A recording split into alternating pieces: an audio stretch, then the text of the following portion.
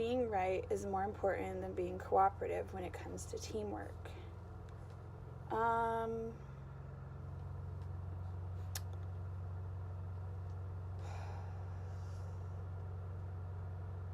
gonna go with this one because being right is important, but there should still be some cooperation, and you shouldn't be authoritative when it comes to like saying you're correct, because if you know 100% that you're correct and it is like a group project or something for work or something that requires like the correct or proper action, then that is important, but you want your team to be comfortable in working with you, so you need to have the skills to be able to explain why that's the right option, why that's the right choice, instead of just stating this is the right choice. You think that everyone's views should be respected regardless of whether they're supported by facts or not. Here, just because you should respect everyone, but respecting someone's opinion does not mean that you approve or agree with it. So you respect the choice that they have to make an opinion, but you can also acknowledge that their opinion is wrong. You feel more energetic after spending time with a group of people. Agree. You frequently misplace your things. Agree. You see yourself as very emotionally stable. Here, I'm more emotionally stable than I used to be, but I still have my moments. I think everyone does, actually, so I'm just going to put that in the middle and say that at this point in time, I'm as emotionally stable as the average human. Your mind is always buzzing with unexplored ideas and plans. Yes. You would not call yourself a dreamer. I agree, just because I don't like to think too far ahead. So I just go with what I'm feeling in the moment, usually. You usually find it difficult to relax when talking in front of many people. Disagree. Generally speaking, you rely more on your experience than your imagination. I've experienced a lot in my life, actually. A lot more than most 21-year-olds, so I would agree with that. You worry too much about what other people think. Neutral. I think I worry about the right amount. If your room is full, you stay closer to the walls, avoiding the center.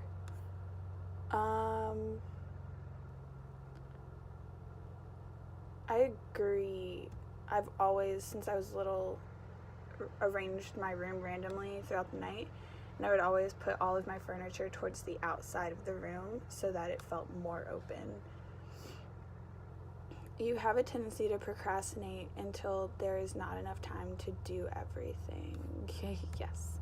Feel very anxious in stressful situations. I mean, yeah, but if you're in a very stressful situation, you have a reason to feel anxious. You believe that there is more rewarding to be liked by others than to be powerful. Yeah. You've always been interested in unconventional and ambiguous things, in books, art, or movies. I'm going to put here because I am still interested in those things, but it was more so when I was really young. I was interested in everything that had to do with books and art and movies.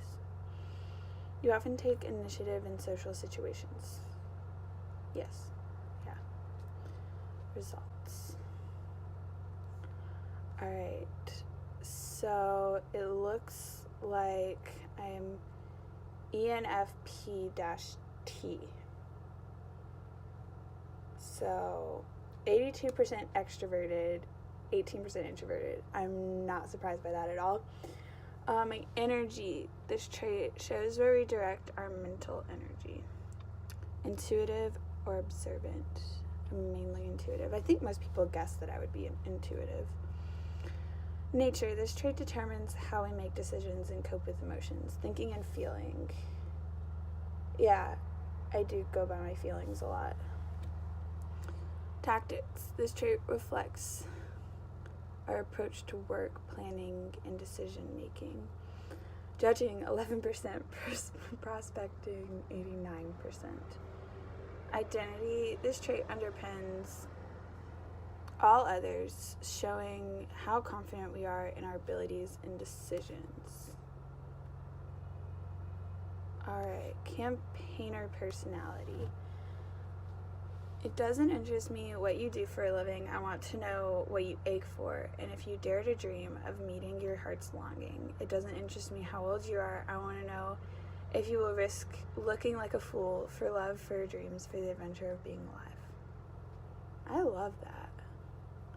The campaigner personality is a true free spirit. They are often the life of the party, but unlike the types in the explorer role group, campaigners are less interested in the sheer excitement and pleasure of the moment than they are in enjoying the social and emotional connections they make with others. Charming, independent, energetic, compassionate, the 7% of the population that they comprise can certainly be felt in any crowd. You can change the world with just an idea. More than just sociable people pleasers, though, campaigners, like all their diplomat cousins, are shaped by their intuitive quality, allowing them to read in between the lines with curiosity and energy. They tend to see life as a big, complex puzzle where everything is connected, but unlike analyst personality types, who tend to see that puzzle as a series of systemic machinations. Is that how you say that word? Campaigners see it through a prism of emotion, compassion, and mysticism, and are always looking for a deeper meaning. Campaigners are fiercely independent and much more than stability and security. They crave creativity and freedom. I like that as well. Many other types are likely to find these qualities irresistible, and if they've found a cause that sparks their imaginations, campaigners will bring an energy that oftentimes thrusts them into the spotlight. Held up by their peers as a leader and a guru, but this isn't always where independence-loving campaigners want to be. Worse still, if they find themselves beset by the administrative tasks and routine maintenance that can accompany a leadership position. Campaigners' self-esteem is dependent on their ability to come up with original solutions. They need to know that they have the freedom to be innovative. They can quickly lose patience and become dejected if they get trapped into a boring role. That is so true. Oh my gosh. Don't lose that little spark of madness. Luckily, campaigners know how to relax, and they are perfectly capable of switching from a passionate, driven idealist in the workplace to that imaginative and enthusiastic free spirit on the dance floor. Often with a suddenness that can surprise even their closest friends. Being in the mix also gives them a chance to connect emotionally with others, giving them cherished insight into what motivates their friends and colleagues. They believe that everyone should take time to recognize and express their feelings, and their empathy and sociability make that a natural conversation topic. Campaigner personality needs to be careful, however. If they rely too much on their intuition, assume or anticipate too much about a friend's motivations, they can misread the signals and frustrate plans that a more straightforward approach would have made simple. Ooh. This kind of social stress is the bugbear that keeps harmony-focused diplomats awake at night.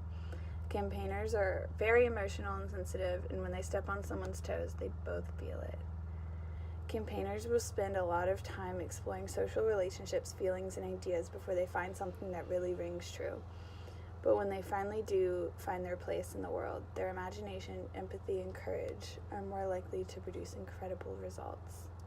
Alright, campaigners you may know: Robert Downey Jr., Will Smith, Robin Williams, Drew Barrymore, Russell Brand, Quentin Tarantino, Meg Ryan, Kelly Clarkson, Michael Scott, Phil Dunphy, Piper Chapman. Oh wow. Willy Wonka. Willy Wonka's probably the best. This was so fun. I haven't done this in like 4 years, and I'm really excited. Yay. Well, I think I'm going to call it a day for this one. So my personality result was that I am an ENFP, and it says -A or T because, like I said, the results for that one were 49 to 51, so it was almost half and half. So I really like that. I think I'm going to dive into this further with the strengths and weaknesses, romantic relationships, all that, in another video, just because in an hour I have to go present a speech in a language that I'm not fluent in. So I'm gonna go prepare for that. I had a lot of fun with this, and I promise that I will learn how to continue to look at the camera lens instead of at myself on the screen. So I'm going to work on that, and as soon as I figure out how to edit this video, then I will post it. So hopefully that will be soon. If not, I'm sorry, I've only ever edited a video for a school project before, so bear with me. But it was really fun to do my first video, and I can't wait to explore this further. I think what I'm going to do is I'm going to explore it on my own, and then I'm going to make a video going through it so I don't read just the whole thing, but going through what I think about it with the strengths and weaknesses, especially romantic relationships and parenthood, and just hopefully get a lot of insight out of this into my life. A lot of this did sound very much like me, especially the seeing life as a big complex puzzle. Everything is connected. I think that's why I'm so interested in philosophy, and not so much in philosophers, but in how philosophy works as a study. So I'm also going to make a video on that, I think, of what drew me to philosophy and how I view and study philosophy based on how a lot of people think that philosophy is studied as a college major. So with that being said, I'm gonna go give my speech in Korean, hope that I don't mess up, and I will see you guys in the next video. Bye!